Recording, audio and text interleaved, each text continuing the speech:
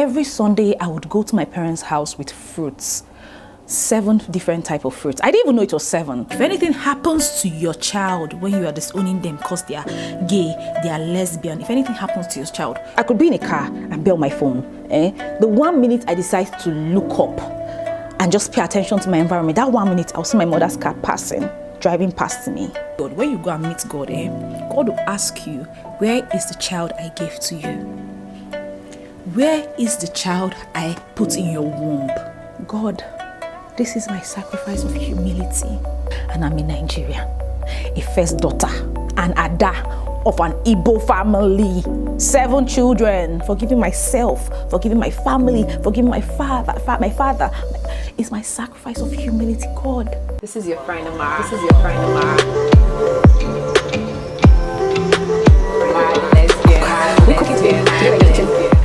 I am looking like an elder sister in today's video because today's video requires my elder sister's side to come out and talk. For those of you that don't know, I'm an elder sister of 5 kids. We are 7 kids in my family. I'm the second child, first daughter, which makes me eldest sister in the house is me. So I have a very heavy elder sister energy. Hi everybody, welcome back to my YouTube channel. This very beautiful woman over here is a friend, Amara the lesbian. If today is the first time you're seeing my face, you might want to see other videos I've done. But if you know me, if you're an OG, if you're back like a banger, if you're back like a banger, I'm really worried about this mic. Sit back, relax, get something nice to, watch this video with. This video is a sit down. Most of you say you love my sit downs. Sit downs are usually more stressful for me than vlogs, believe it or not. Yes, because they require me to sit down and conjure myself and talk to you and all of that. Anyways, I don't mind.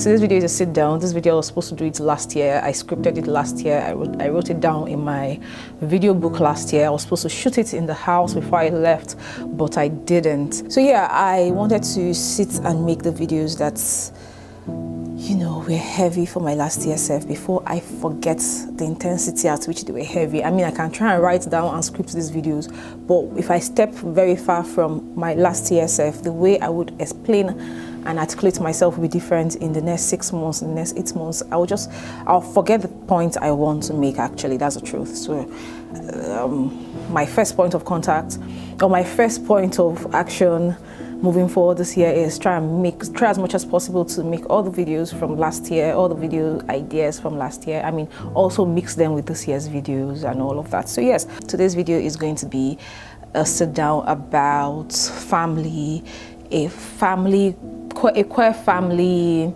lesbian family, navigating family. Yes, that's a better way to put it. Navigating family as a Nigerian lesbian woman, So yeah, sit down, relax, and hope you learn something. All right. I don't remember a lot of things about my childhood that were happy, but I remember happy things, right? And I wanted to start this video with sharing something happy with you. When I say that we're happy, it's not that because they were constantly beating me, it's also because we were also navigating poverty. So I have memories of rain falling and my dad waking us up to hang on to the roof and hold the roof. Like, we didn't have a ceiling, we just had like a zinc and wood. So our house was shaky. So when the rain would fall and the breeze was blowing, we'd need to wake up and suspend our body weight on the roof, do you understand? Hold the roof so the rain does not fly off the wind does not fly off with our roof, right? Imagine a whole family of 5, 6 at that time hanging onto their roof. I have memories like that. So when I say I don't really have happy memories, it's not just from parental violence or trauma or all of that. It was also poverty, to be honest.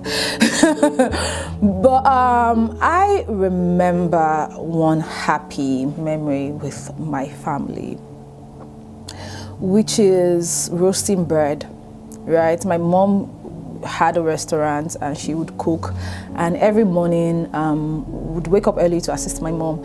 But most mornings, right, after she had finished cooking and the fireplace was still hot, they removed the firewood, they've upped the firewood, so it's just hot charcoal that's left in the fireplace. We could sit around it with my dad, or have a loaf of bread. I don't like eating white bread. If you know me, if you're close to me, you know I can't eat not just bread, pastries. If they are whites, they look on, my mind interprets them as undone food, undone pastries. So not all pastries, not all, just like bakeries, these pastries or bakeries, right? If they are brown, I mean, now that I'm older, it's less, but if you want me to eat something, make sure it's brown, almost as if you want to burn. Yes, I'll eat it well.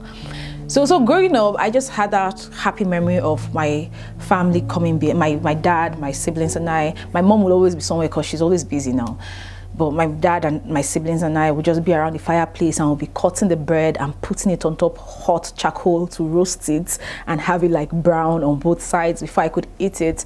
Things like that, still stay in my memory. So we had some sort of happiness. We had happiness, we had love. There was a lot. We're also children of, 2 adults navigating life, 2 Igbo Nigerians navigating life in a Hausa land less than 20, 30 years after the war.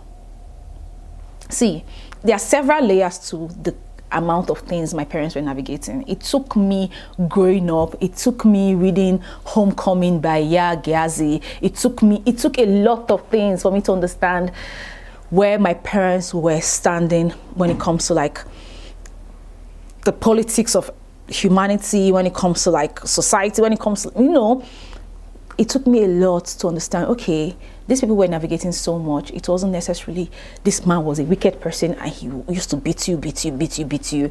Yes, there were ways my father was not disciplined. There were ways he didn't hold himself accountable, even there were ways he wasn't, but they were navigating so much. So yeah, but in the core of everything, family means a lot to me because family was the first team I was ever a part of, and I'm a team player. I love teams. Maybe that's why I'm so good in relationships. I say relationship. I'm good relationship. I'm good in relationships. I just, I don't know. Because I've had a lot of failed friendships and relationships also. I'm just grateful that this one, and I've given 9 years of my life. I'm just grateful that I'm good in it. Family is the first team I was ever a part of. So no matter what happened, even till right now, even with the way I've navigated trying to find ways to forgive my parents, it shows I'm a team player. Like, this is the first team. So family, at the core of it, family is important to me. But then I grew up, and then my queer awakening happened, and I'm a Nigerian, a first daughter, an Ada of an Igbo family, 7 children.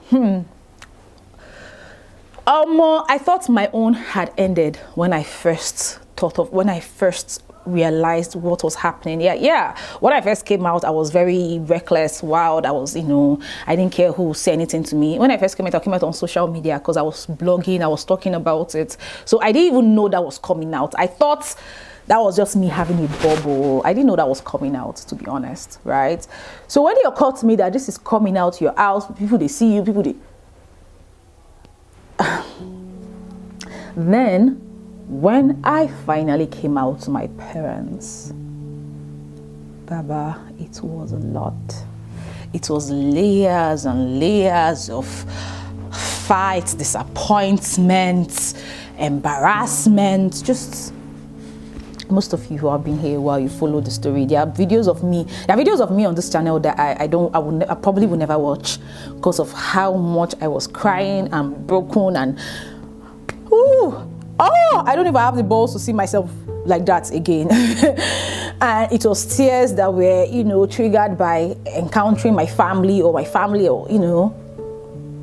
Anyways, I feel like the height of everything was when my mom and I had like just falling out, because my mom was one person that no matter what happens, I tried to, stay in touch because I love my mother. My mother is still dead. I still say my mother is my first girlfriend. Like, she was the first woman I ever loved in this life. It was from loving my mother, I even knew how to love women. I know how to pay attention to women, that, women talk without opening their mouths. Right? So we had this falling out, even went viral. And for like almost a year, past more than a year, we didn't talk. I didn't see my own mother. I didn't go to her house. I was avoiding her. Sometimes I even see her. I'll be maybe in a car or in a car. And something about family, or just my family, or my ties with my mom, I could be on my phone. I could be in a car and be on my phone. The 1 minute I decide to look up and just pay attention to my environment, that 1 minute I'll see my mother's car driving past me. So we had like a year of just not talking to each other, just me avoiding her, because that year was even my rebirth year. I was trying to bet myself, so I didn't need interruptions. I was trying to be born again. I didn't need interruptions. I didn't need people unnecessarily triggering me. I was holding myself in like a contained emotional environment. So I was being very picky of the things I encountered in a day, so I don't trigger myself. After I had pointed out that being around my family, going to my family house, seeing my family used to trigger me. No matter what I was trying, I come from a family where we're navigating several factors: poverty, family, like we're navigating several factors. So things like they shout, they shout. It wasn't taught to us as the way we are hearing it now in the outside, that shouting is abuse, or shouting is, So shouting was one of the ways we communicated in my family. Is one of the ways we communicate in my family. There were things that it's coming out that I learned that this is actually violation. Don't talk to people like that. Do you understand? So now, learning and trying to bet a person out of myself needed me to stay away from a family that there's a language I speak with these people. Every time I see them, I'm just triggered to speak this language. Whether or not I've been trying for the past 3 months to not talk, to not shout, not to control my emotions. When I go to my family house, something just happened. Somebody will do something, and the next thing whoa, we are going. Anyways, so we had like a year where I made a conscious decision to avoid my family, to stay away from my family, right? And most of you know of my family, most of you know of my story up until that point, where most of you kind of like disconnected with me, because I think I stopped sharing from there was after I started talking to my family again. You probably don't know how. I think I mentioned how we started talking again, right? But right now, I'll tell you, right now we are good. To be honest, we've been worse. We are good. And most of you don't know how we got here. So yes.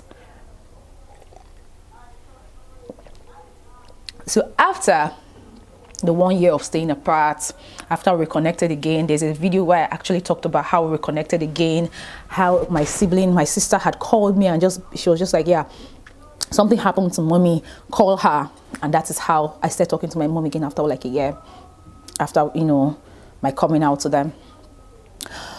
Not my coming out to them, after the falling out. Yeah, it's like there were a lot of things that happened after my coming out. So many fallout, then that big fallout that happened, and then we stayed away from each other's lives. Anyway, so I started talking to my mom again, and my family, and it just felt like we're all just tiptoeing around each other. It still feels like that to some extent right now, right? It feels like we're tiptoeing around each other. But something happened for me last year. Last year, where I used to live, the village house, is not far from my parents' house. And when I said that last year, I knew within my spirit that this is my last year here. I was already saying it, I was already praying about it. And one of the reasons why I decided to come back to Nigeria, honestly, was because I'm an elder sister. I was going out into the world, I was learning all these new things, and I said to myself, I am going to go back home and teach my family. I'm going to go back home and teach my siblings. I want to go back home and love my people myself, because I was learning all these new things about myself, and in my head I wanted to take it back home. So my family was one of the reasons I even came back home. But unfortunately, being back home and having my sexuality in their face drove us apart. So beginning of last year, when I knew that, okay, this is my last year here, I knew I had to intentionally, hold hands with my family, with my mom, with my sisters. I had to figure out a way to hold hands with them. So I started visiting every once in a while. No, I didn't start visiting. I started going to their house to take food. I started going to take soup. I started going to take stew. I just started giving myself reasons to go to the house. Just, intentionally, reasons to go to the house. I'll go, I'll take soup. I'll go. I gave my family, I gave my mom a need in my life. I give them a space, a position in my life. Like, this is where I go and take soup. This is where I go and I'll sit down for a bit. I'll take soup, I'll take stew. Sometimes I go to ShopRite, I buy things, I come with leather. Then, after my film, when I then had a headway towards leaving Nigeria, when I had a headway, like when I got an admission, yes, it was after I got an admission and after I started processing for my visa, I started praying so seriously, right? I started praying a kind of prayer that wasn't just mouth, it was doing. Every Sunday, I've talked about it on my life, this was part of my prayers. Every Sunday, I would go to my parents' house with fruits. 7 different type of fruits. I didn't even know it was 7. Honestly, I didn't know. It was one day that my spirit caught on the Amara. Count the fruits you're carrying, the types of fruit you're carrying. You carry orange, you carry cucumber, you carry pawpaw, you carry pineapple, you carry angara, you carry the apple, you carry the grapes. I used to go to ShopRite, I'll buy grapes because I was also mixing up the fruits because I wanted them to also eat fruits that they've not eaten before. I didn't even know it was 7. Sometimes I would probably get 5 or 6 maybe. So there are days it wasn't complete 7. It wasn't like every day it was 7. There were days it wasn't complete 7, I know, right? But I would carry around, like 90% of the time, it was 7 different types of fruits. I'll carry it. I used to take a long transportation. I didn't take Uber or Bolt. So I would take a car from my house side to their house side, or I'll take a bike, right? And inside, when I'm on the bike, God, I don't even know how to explain this. Oh, I know how to explain this. Calm down, don't worry. When I'm on the bike, I will hold this fruit to my chest. I will block my ears with music, and I'll tune into the frequency of being in front of God. Like, do you understand? Talking to God as if you're standing right there in the presence of God. And I'll hold my fruit to my, like, God, look at. The way these fruits are is the way I want fruits to come out of my life. I want to see fruits from my career, fruits from my work, fruits from my relationship.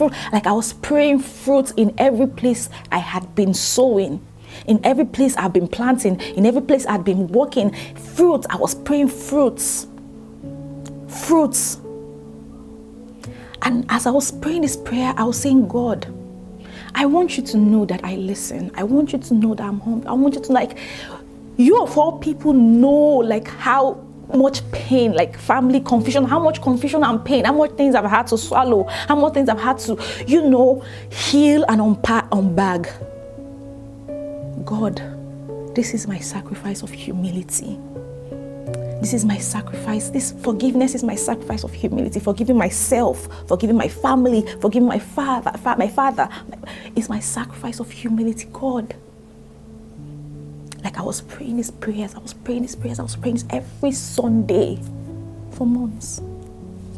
I wish I can say, ask my mother, ask my sister.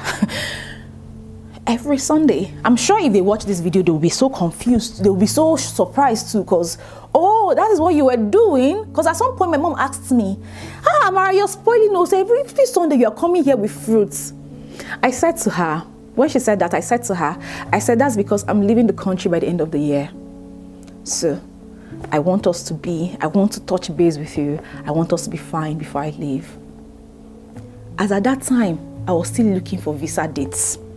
Those of you looking for visa dates right now, you know.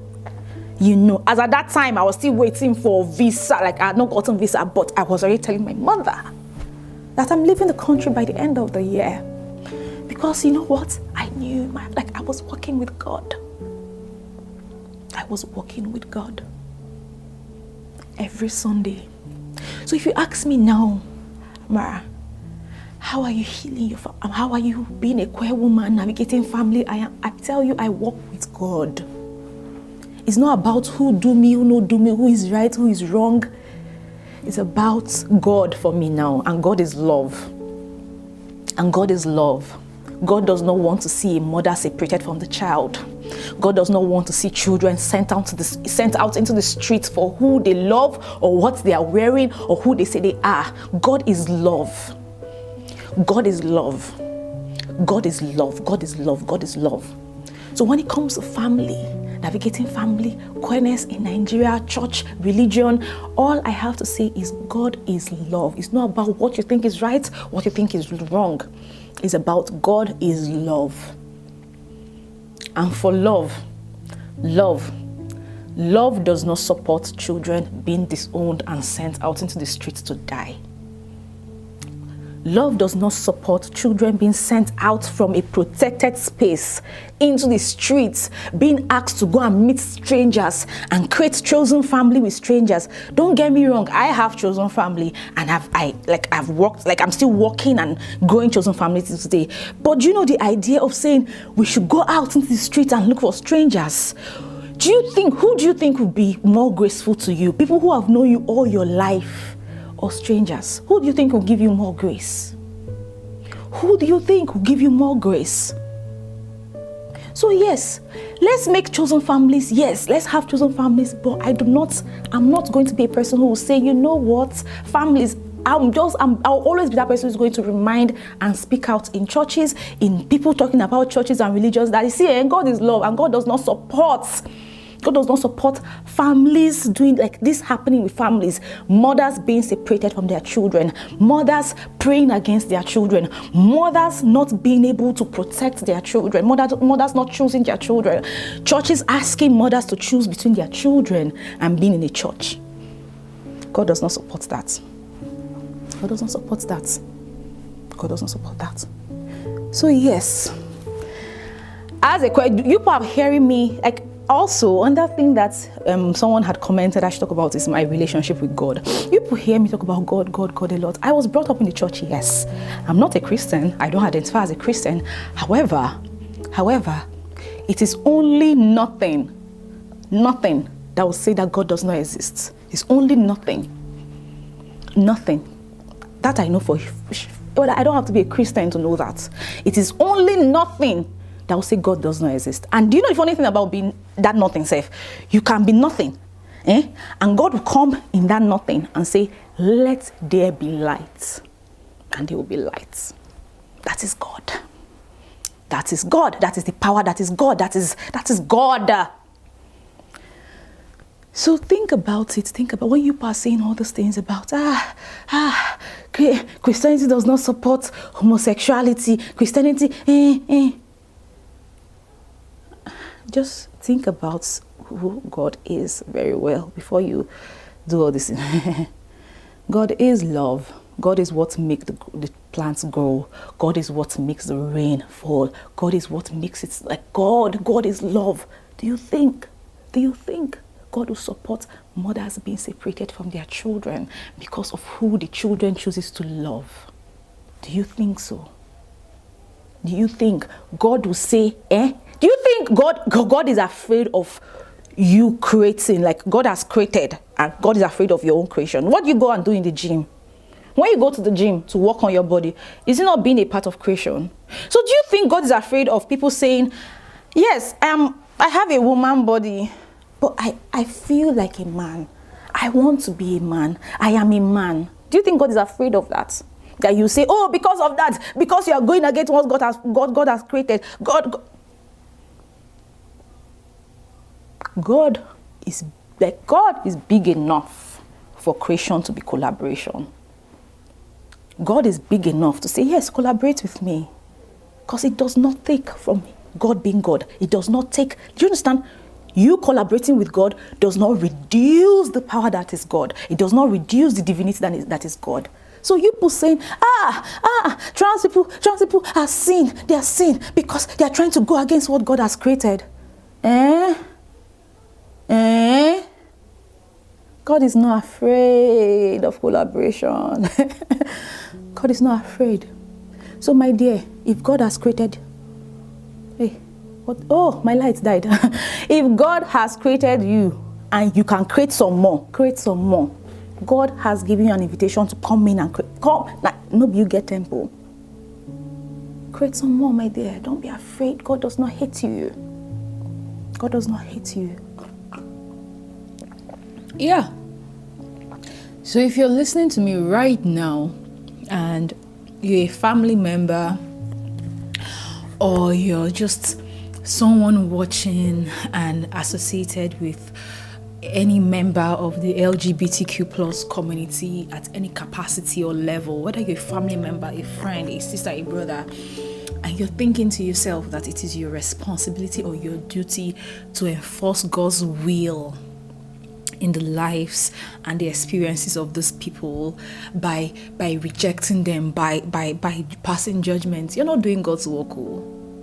You're not doing God's work, especially you, those of you that are family members gone. Like this video is targeted to family members, because I've realized, see, when they told us in social studies, that family is the smallest unit of a society, they didn't lie. Family, it starts with family. If you're protected in your family, you know how to navigate life as a protected person, and you'd attract more protections in life. But if you're a scapegoat in your family, if you don't know how, you're not protected in your family, within a family circle, if you go outside, it go be as if they write down for your forehead, scapegoat, unprotected specimen. I'm serious. So family members, those of you who are family members to members of the LGBTQ plus community, you have a strong, do you understand?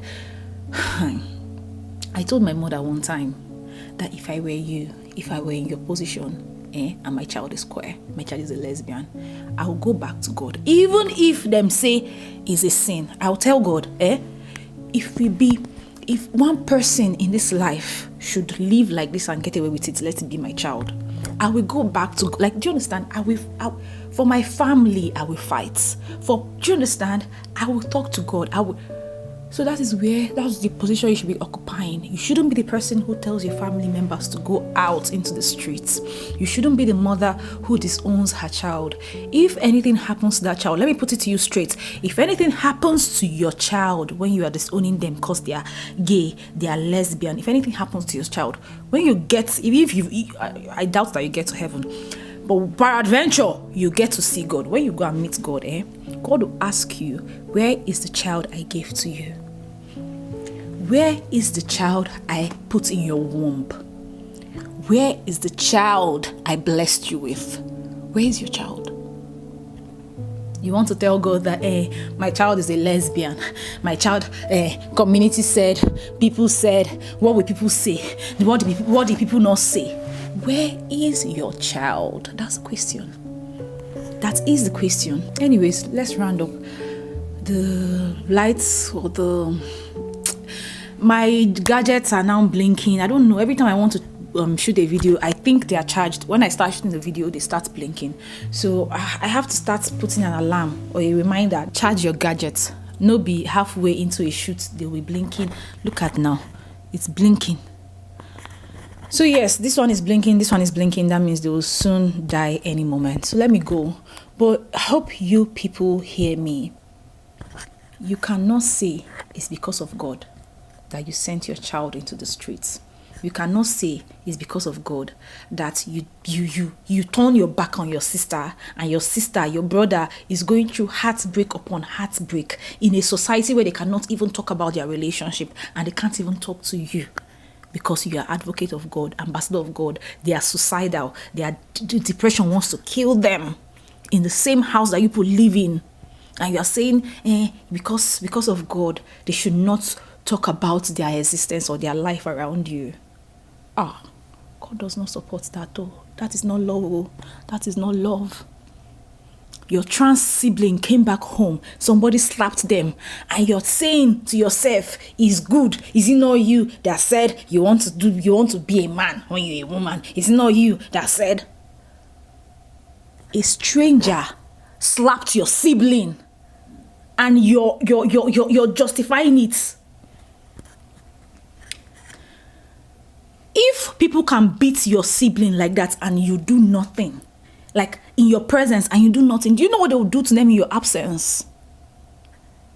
Protect your own. Oh, in this world, protect your own. Don't say people said, people did not say. Protect your own. Your own. This culture of sending queer children into the streets to go and die should stop. We deserve protection. Mothers, protect your own. Fathers, I try not to talk to fathers when I talk because, you know my experience with fathers. But let me add it in case people are here. Protect your own, or fathers to be. Protect your own. Sisters, brothers, protect your own. God is love. God is love. The love in your hearts is God. So don't listen when people are telling you that the love in your hearts should go because your sister is a lesbian. That is not true. That is not true. So yes, let me end this video here with, shouting out my sister, Chioma. Chioma, I love you. Thank you.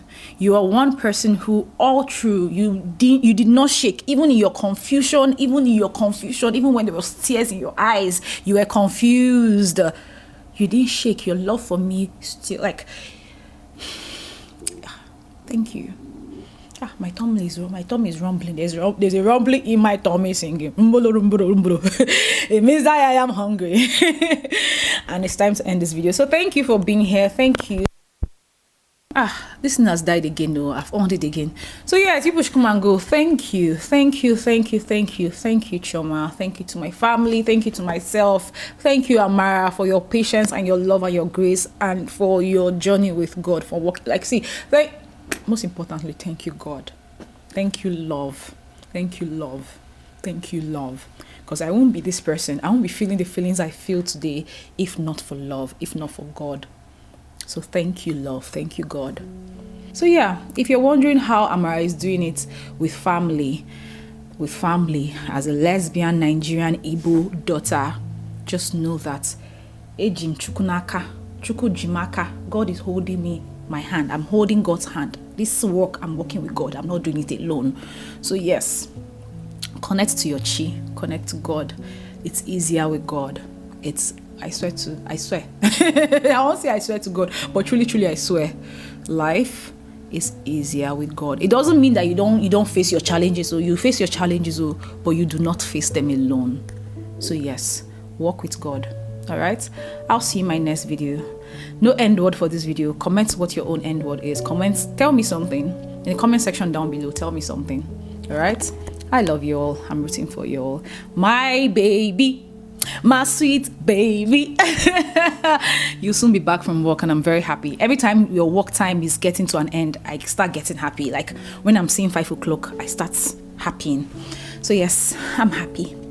I love you. I love that you get to come back home, come back to work, come back home to me.